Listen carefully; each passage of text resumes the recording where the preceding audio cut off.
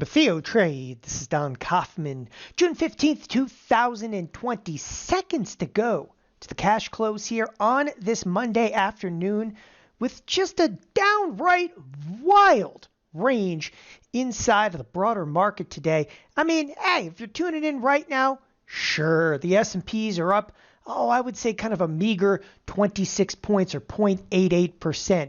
And we're pulling out a very, very mild up move today. But the overall range, and you got to include, of course, some of the overnight trade. I mean, at one point overnight, the S&P's traded all the way down to 29.23. Took off to the upside. We've seen a print as high as 30.68.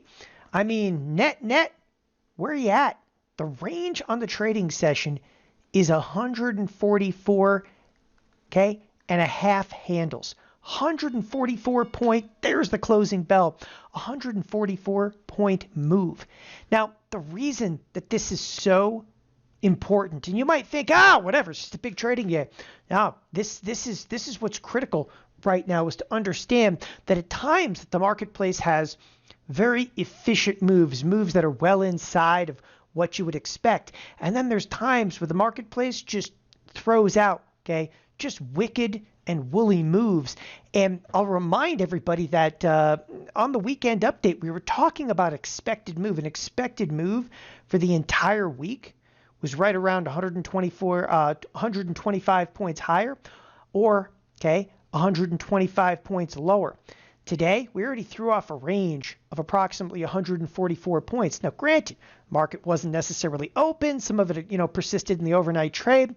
Yeah, but even since the marketplace was open, and again, this is like a really critical aspect. We've traded all the way down to 29.65, as high as 30.80.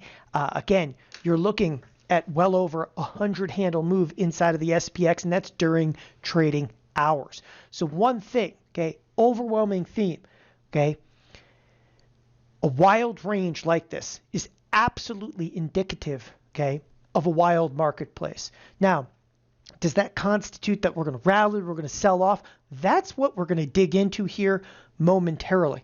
But I cannot reiterate enough, right? You see a range of over 100 handles in the S&Ps, It doesn't matter whether it's to the upside, to the downside. A lot of this range today, was, again, we were already consistently moving to the upside.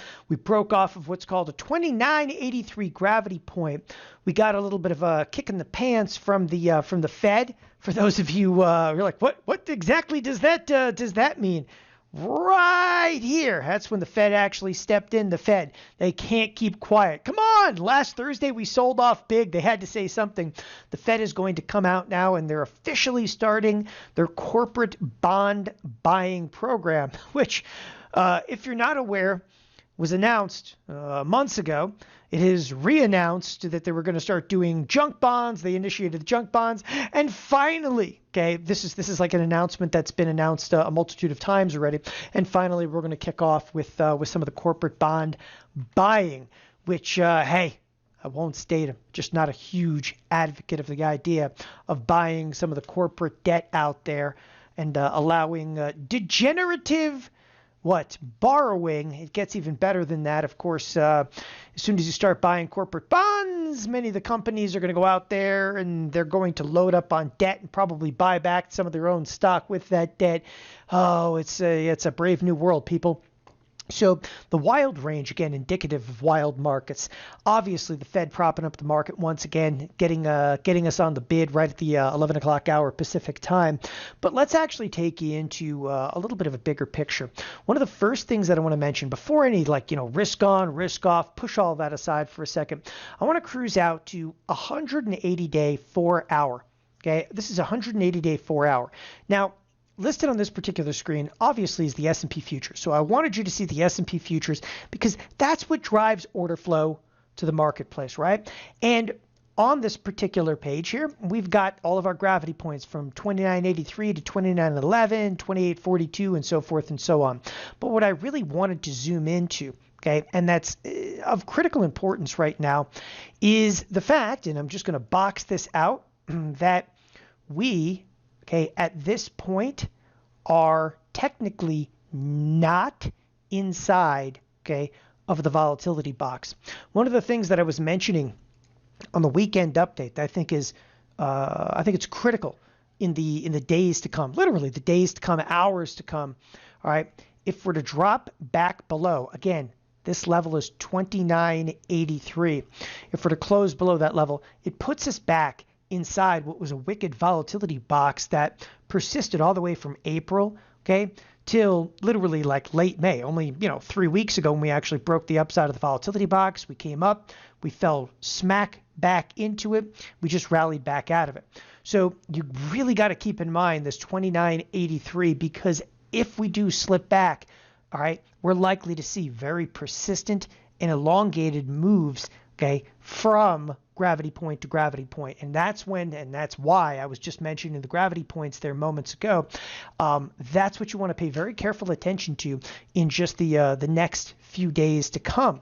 Is again coming under 29.83. Then we're just going to ping back and forth 29.11, 28.42, ping back to 29.11, right, and expect some very fast, very chopped out trade.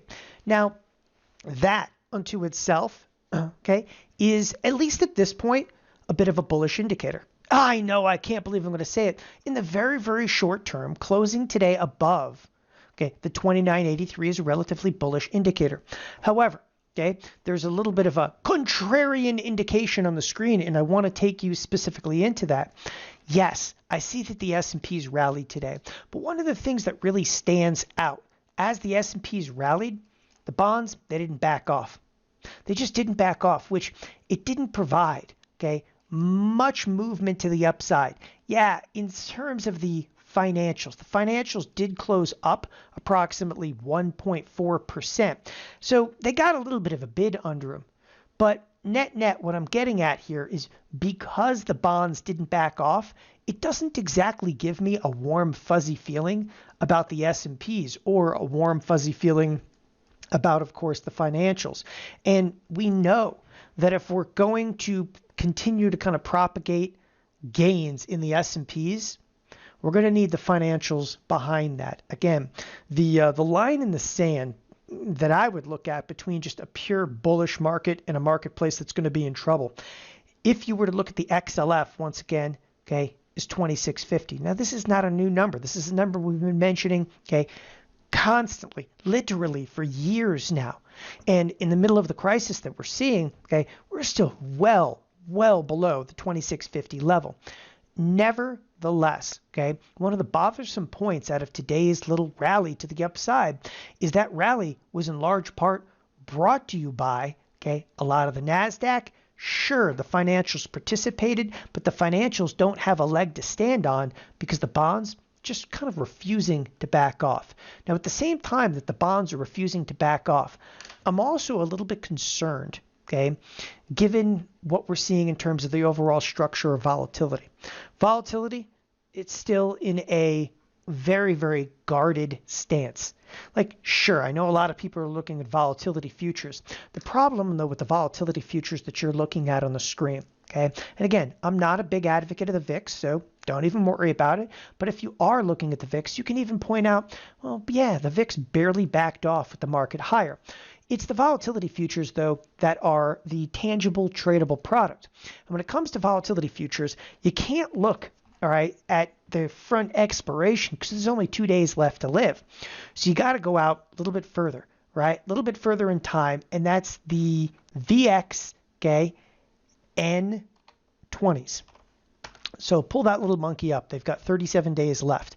And what I wanted you to see, all right, is again, they backed off, but it's negligible. It doesn't even count. It's like, 1.5%. So what gives, right? You had a marketplace rally, or you have the S&Ps that are still, propagating gains outside of that volatility box. But the bonds, they don't give up an inch. I mean, really, if this is going to be a real rally, you got to get those bonds all the way back down, maybe even to the 175 handle. Okay, if this is going to be a real rally and we're going to have, persistent upside movement, you need those volatility futures to drop, and they need to drop like a rock, and they're anything but dropping right now. So we're highly guarded. Okay, interesting irony here is if you looked at even like short-term volatility, this is the 9-day VIX. it lost less than 1%. Okay, the VVIX came down, but it came down from astronomical levels of like 170, and here we are. We're still again at about a 141 VVIX. That's the volatility index. Okay, all of this together. Again, there's some conflicts in terms of the tape. Yes, okay. Again, the S&Ps are outside the volatility box, but at the same time, bonds are not backing off. Volatility is not backing off. Okay, the financials rallied today, but they rallied again on nothing more than a little bit of a bid under there. We're not getting, again, real heavy buying inside of those financials, because if we were, the bonds would be backing off. Right now, again, you have to look at the range that we saw as warning shots being fired. Okay, and I cannot stress this enough. You know, a wild range in the S&Ps like this, that is, again, it's not indicative of good things to come. I mean, again, we're not having the quintessential rip your face off rally. And I think a lot of people right now are looking at this marketplace. They're like, well, it's a good thing we didn't get crushed by another 100 points. Yeah, again, but the range absolutely speaks volumes. Thanks, everybody, for joining us here at Theo Trade. Have a wonderful evening. Bye-bye.